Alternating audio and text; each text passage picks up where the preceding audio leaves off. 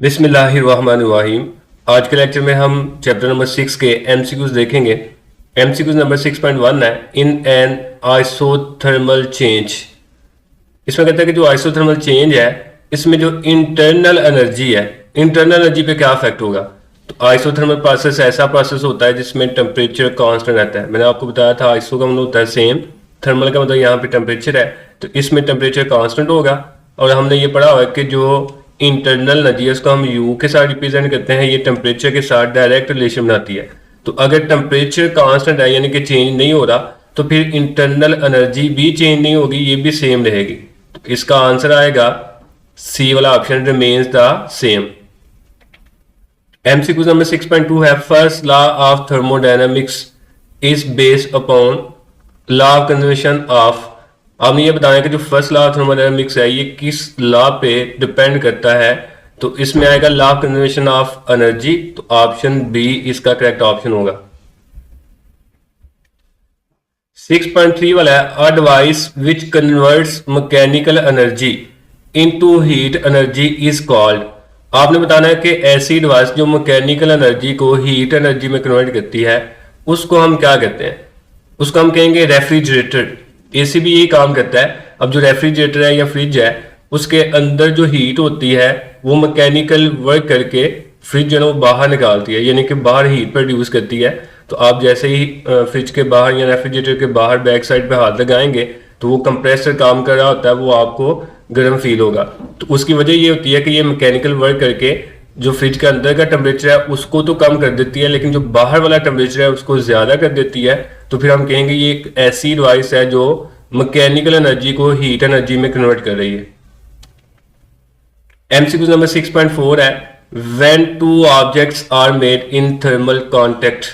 अगर हम दो ऑब्जेक्ट्स को आपस में मिला दें, उनका थर्मल कॉन्टेक्ट का मतलब उनका टेम्परेचर जो है ना वो एक दूसरे में ट्रांसफर हो, हैविंग सेम टेम्परेचर, और उनका टेम्परेचर सेम हो जाए, देन दे आर एट, तब वो किस कंडीशन में होंगे। तो हम कहेंगे तब वो थर्मल इक्विलिब्रियम में होंगे। अगर हम दो ऑब्जेक्ट्स को, जैसे फॉर एग्जांपल हम एक पानी लेते हैं जिसका टेम्परेचर ज्यादा है और दूसरा पानी लेते हैं जिसका टेम्परेचर कम है, इनको आपस में मिक्स कर दें तो एक वक्त आएगा इनका टेम्परेचर सेम हो जाएगा, तो हम कहेंगे ये थर्मल इक्विलिब्रियम में पहुंच गए हैं। इक्विलिब्रियम का मतलब होता है इक्विलिटी, तो वाजन आप कह सकते हैं, मसावत कह सकते हैं। थर्मल का मतलब टेम्परेचर, यानी कि टेम्परेचर के लिहाज से इनमें इक्वलिटी होगी, टेम्परेचर दोनों ऑब्जेक्ट्स का सेम हो जाएगा, तो इसको हम नाम देंगे थर्मल इक्विलिब्रियम का। 6.5 वाला है when the system is expanded.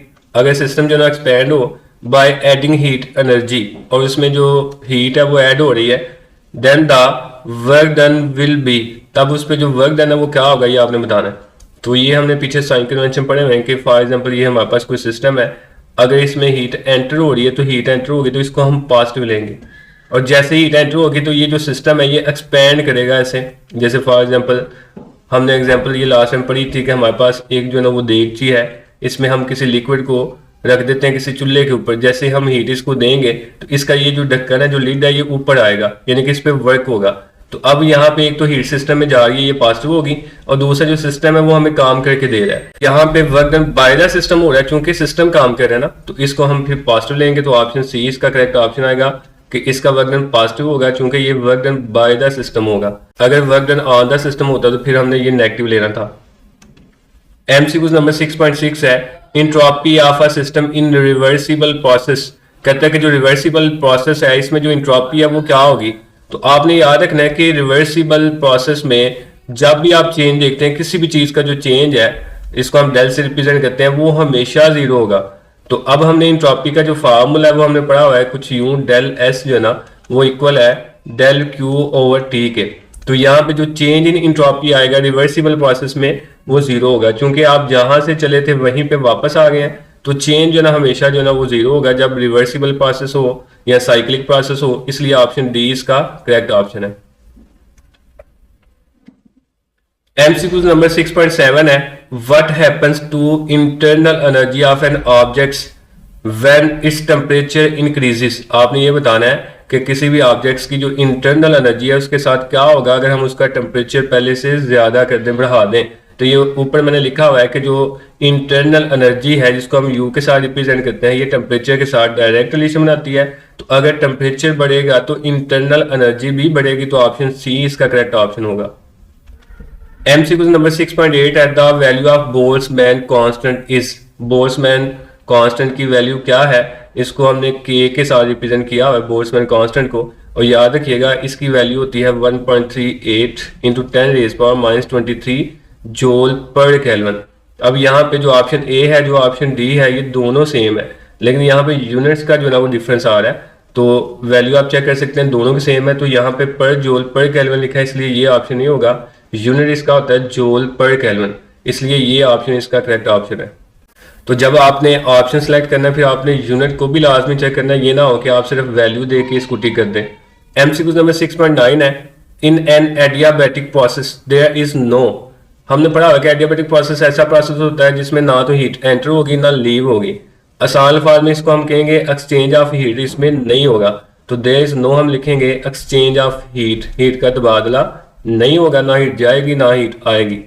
MCQ number 6.10 ہے thermo dynamics mostly deals with. کہتا ہے کہ تھرمو ڈائنامکس جو ہے نا یہ کس کے ساتھ ڈیل کرتا ہے یا اس میں کس چیز کو ہم بحث کریں گے پڑھیں گے. تو اس میں ہم پڑھیں گے conversion of heat to other forms of energy, کہ جو ہیٹ ہے اس کو انرجی کی دوسری فارمز میں ہم کیسے کنورٹ کرتے ہیں, کیسے ہم یوز کرتے ہیں, جیسے کہ ہم نے ہیٹ انجن, کوآرڈینیٹ انجن, ان سب میں ہم نے پڑھا ہوا ہے. تو یہ MCQ سے چیپٹر نمبر 6 کے. اگر آپ کا کوئی بھی سوال ہو تو کمنٹ میں لازمی پوچھیے گا. اللہ حافظ.